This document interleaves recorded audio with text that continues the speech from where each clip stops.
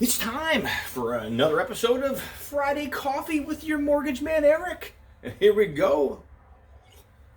Today we're going to talk about a new mortgage e-HUD letter that was released, a new topic in the industry. I'm sure you've all heard some bits and pieces of this. That FHA can now do condos, right? It's a buzzword. FHA can do condos now. And let's jump into it because there's a lot of devil in the details with this specific issue or program or release from HUD, if you will. So FHA HUD still has an approved condo list. They have not removed that. There's still a list that's out there you can go to, and you can search through zip codes, cities, et cetera, different ways you can search to see if HUD FHA has approved a condo complex or not. So that is still intact. And hopefully if you're interested, your FHA buyer is interested in purchasing a condo, that condo complex is actually on the list. Or else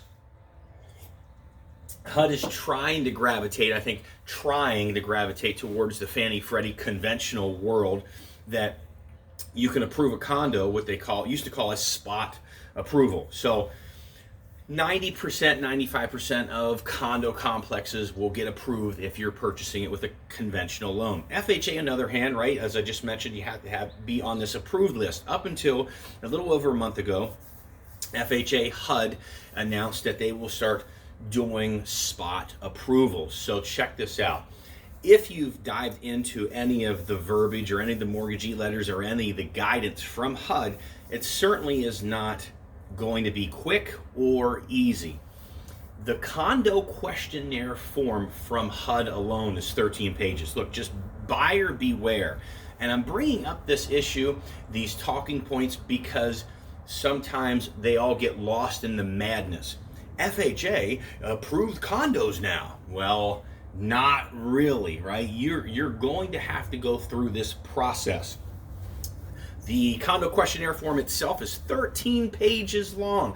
In perspective, in comparison to the conventional loan, you're 2 to 4 pages, depending on if it's a limited review or a full review. And we can dive into that at another time. I'm telling you, I could do an hour lecture on condominiums and what is more easier to lend on, a manufactured home or a condominium. In my opinion, it's easier to do a manufactured home than it is a condominium, because you just don't know what you're getting into. With a manufactured home, you give me a list of items, I go get the list of items, I hand it in to the underwriter, and we're usually good to go. With a condominium, we've got to retrieve items, send it to the underwriter. Underwriter is going to determine whether it is warrantable or not. Now again, 95% of the time, it's fine. But what happens if you fit into that 5% or 10% bucket, where you have just got under contract, spent money on a condo questionnaire? Yes, there are upfront monies that are involved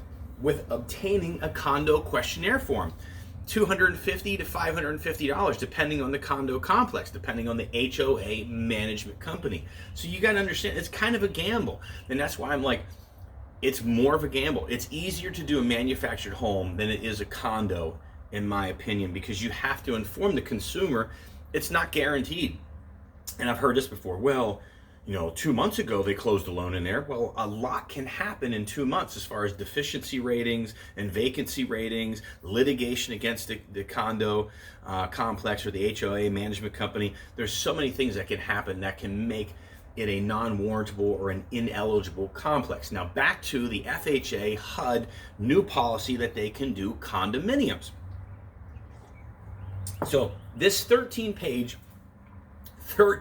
condo questionnaire form has got to be sent to HUD. Now they're talking about in the future that lenders kind of can do this on their own, but right now, out of the gate, we've got to retrieve all this documentation, 13 pages, the condo questionnaire form to be filled out by the HOA management company, along with collecting other documentation, along with obtaining a case number in the right way. Just to put it in perspective, the memo that I received was 25 pages long on how to do an FHA condominium underneath the new release from HUD. So please keep that in mind. So what I'm trying to say is, you're not going to slam an FHA condominium through in 23 days. Just isn't going to happen because we don't know what HUD's going to do. We don't know how long HUD is going to take to review the questionnaire for them. And what usually happens with cases like this, they're going to come back and condition you like an underwriter would for a regular underwrite, right? Follow me here, right? So more than likely HUD's going to come back and say, well, you missed box 23, you missed box 98. We need another document here. We need another insurance document there.